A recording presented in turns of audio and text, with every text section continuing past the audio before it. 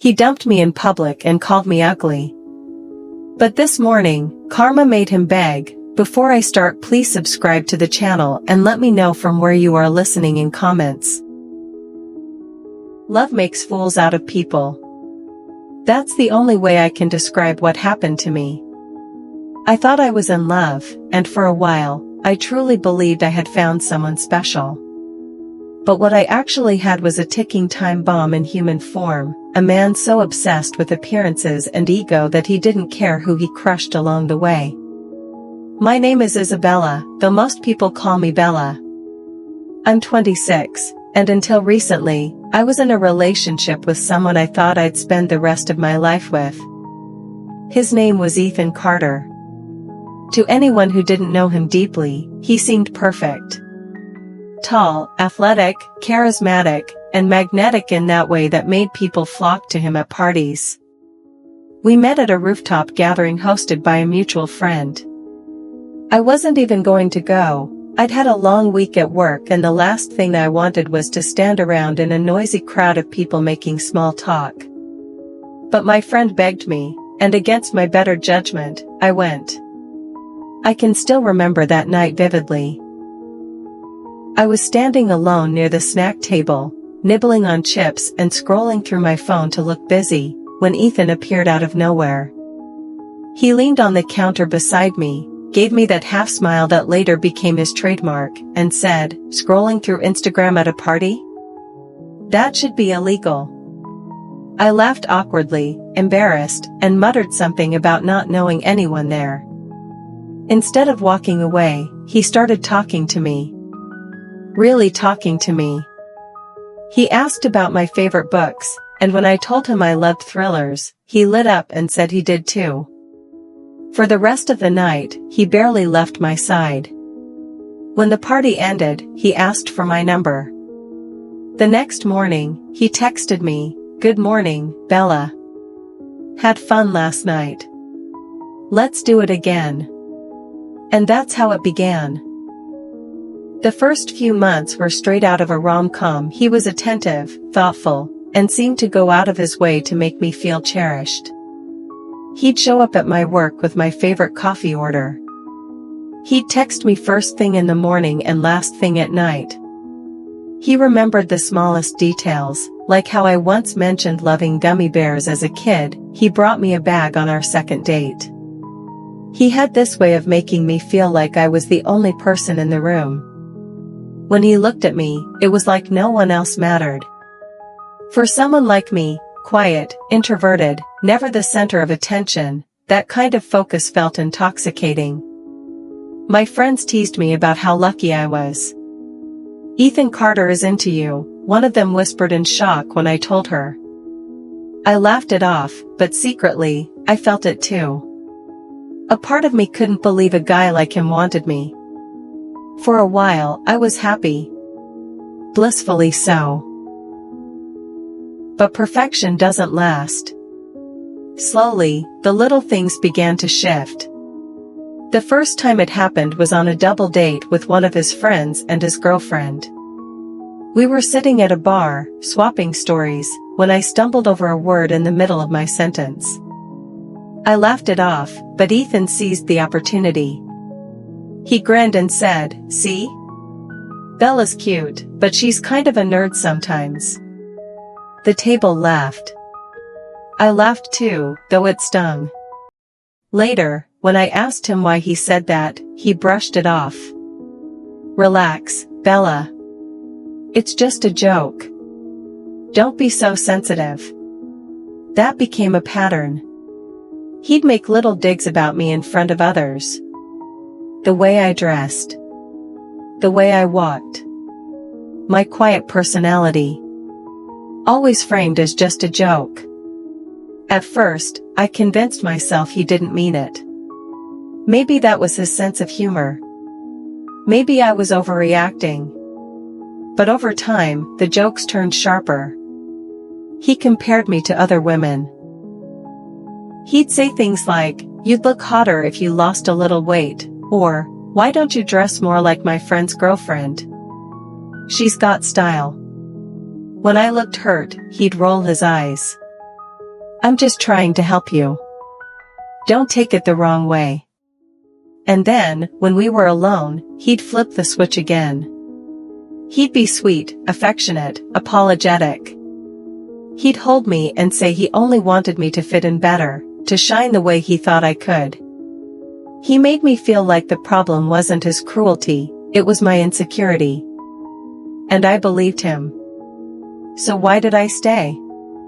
Because when you date someone like Ethan, someone who everyone else seems to want, you start to believe you have to work extra hard to keep them. That you should be grateful they chose you at all. That's the trap I fell into. He chipped away at my confidence until I was convinced I wasn't good enough on my own. That if I left him, no one else would want me. That I should be thankful for the scraps of affection he threw my way. I didn't realize it then, but I was slowly being conditioned to accept less and less. It all came to a head one Friday night. Ethan invited me to dinner with 3 of his closest friends at a trendy new restaurant downtown. I was nervous but excited. This felt like my chance to finally be accepted by the people who mattered most to him. I spent hours getting ready, bought a new dress, styled my hair, carefully did my makeup. I stood in front of the mirror before leaving and whispered to myself, "You can do this." When I arrived, Ethan gave me a once-over. No compliment. Just that smirk. The dinner began with light conversation. His friends joked, drank, and talked over one another. I mostly listened, trying not to say anything embarrassing. Then, halfway through the meal, one of them made a comment about relationships, something about how long-term commitment never lasts. Ethan leaned back in his chair, smirked, and said loudly, "Honestly, Bella should be grateful I'm even dating her. A girl like her wouldn't usually get a guy like me." The table erupted in laughter. My face went hot. My stomach twisted. But he wasn't done. He waved his hand at me and added, "She's cute in her own way, but let's be real, she's not exactly model material." The laughter got louder. My vision blurred with tears I refused to let fall. And then, as casually as if he were commenting on the weather, he stood up, tossed his napkin on the table, and said, "I think I'm done here. She's not my type after all." The table went silent. He turned back to me, smirked one last time, and delivered the words that cut deeper than anything else. "A girl like you should be grateful I even dated you." And then he walked out. Leaving me at the table. Leaving me with the bill. Leaving me humiliated in front of everyone. The entire restaurant seemed to be staring at me. My hands trembled in my lap. My chest felt tight. But instead of breaking down, I made a choice. I smiled. I calmly finished the water in my glass, placed my napkin neatly on the table, and waited for the check. When it came, I paid the full bill without hesitation. I even left a generous tip. And then I stood up, lifted my chin, and walked out of that restaurant with my dignity intact. Because in that moment, I realized something. He hadn't humiliated me. He had humiliated himself. When I got home, I peeled off the dress, wiped away my makeup, and looked at myself in the mirror. For the first time in months, I didn't see the flaws he always pointed out. I didn't see ugly or not enough. I saw strength. I blocked his number. Deleted his photos. Packed up the things he'd left at my apartment and shoved them in a bag. And then I waited. The next morning, my phone exploded. 13 missed calls. Dozens of texts. Not from friends checking on me. From Ethan. Because apparently, his little public performance hadn't gone the way he expected. One of his friends had recorded the entire scene and posted it on Snapchat.